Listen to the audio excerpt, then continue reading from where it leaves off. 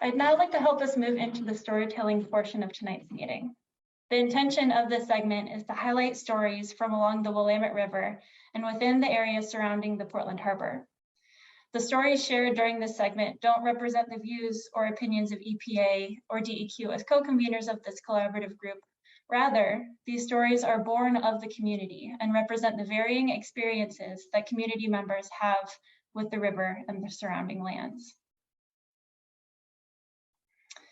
It is now my pleasure to introduce Jeri Jimenez.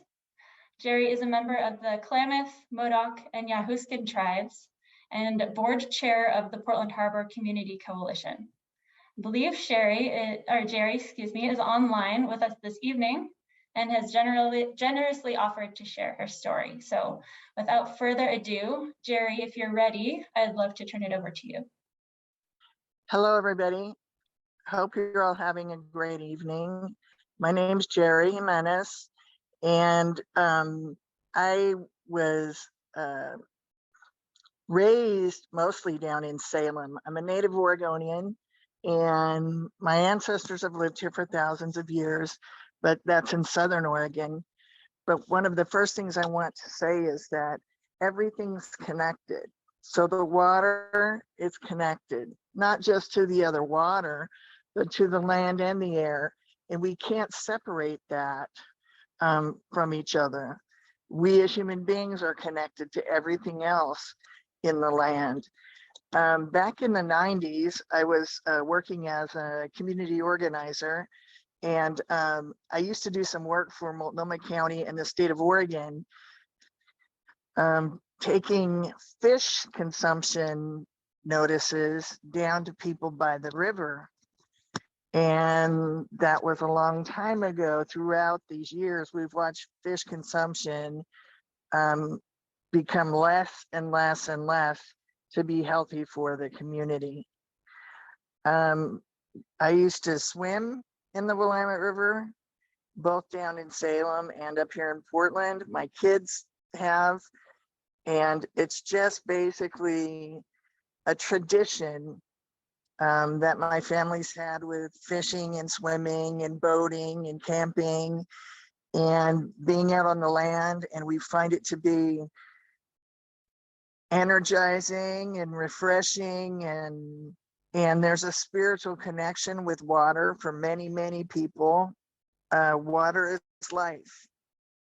And so I started working on the actual Willamette River CAG, or Community Advisory Group, with the EPA when I was the executive director of the Environmental Justice Action Group in 2000. We were starting to have the conversations about the Superfund and how it was going to be cleaned up. That was about 22 years ago, and I've been involved on and off, and with other members of EJAG who also were involved on and off for that long. And initially, when we started this conversation, we thought it was going to last like maybe 2 or 3 years, and then we would start to see the river cleaned up. And unfortunately, or fortunately, that's not what happened yet. And 22 years later, I have 14 grandchildren, 1 great grandchild and another grandchild on the way from my 5 kids.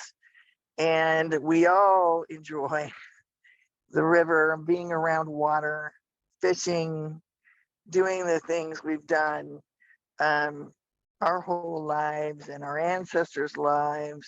And so I was struggling earlier this week trying to figure out what I wanted to say, because it's very personal from within myself to feel the way I feel about the water or the land or the air.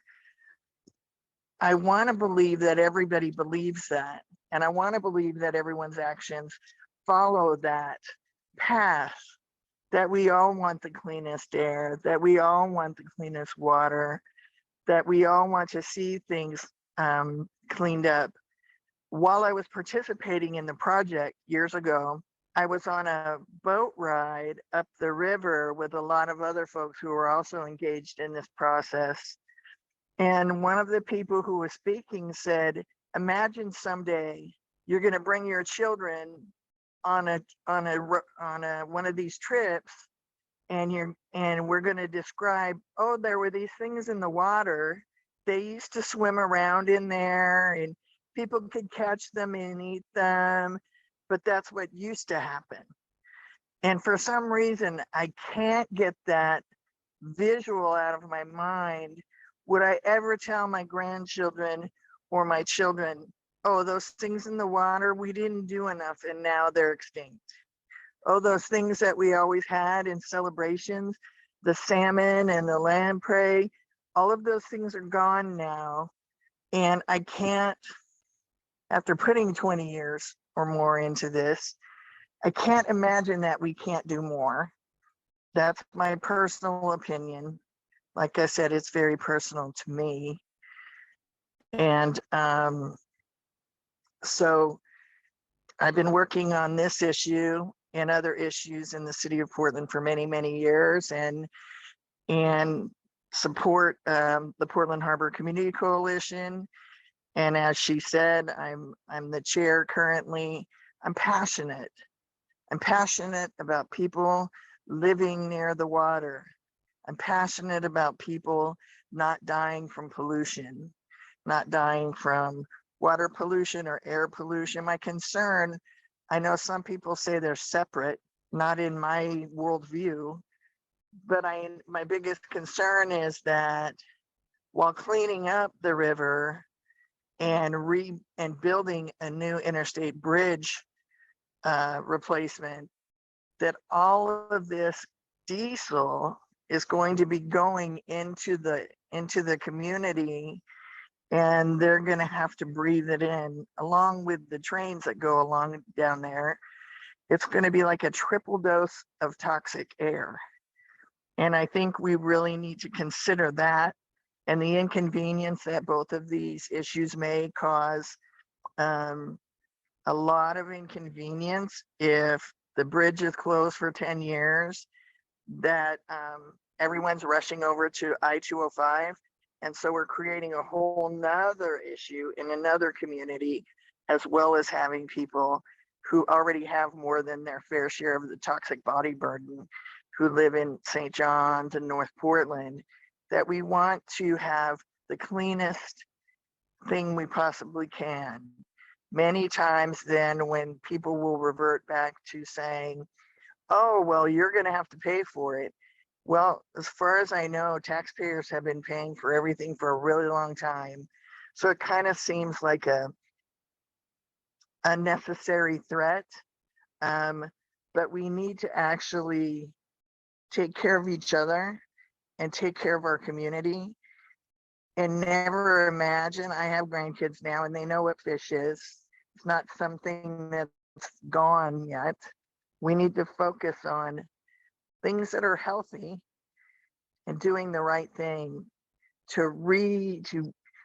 refurbish our communities with healthy, livable things, not just because it's the right thing to do, and not just because we're talking about environmental justice communities, but because we all have to breathe, we all have to drink. You can't drink oil and you can't eat money. So we all need to get together and make our very best investment in ourselves, which is to do the maximum amount to get everything clean. Thank you so much and have a great night.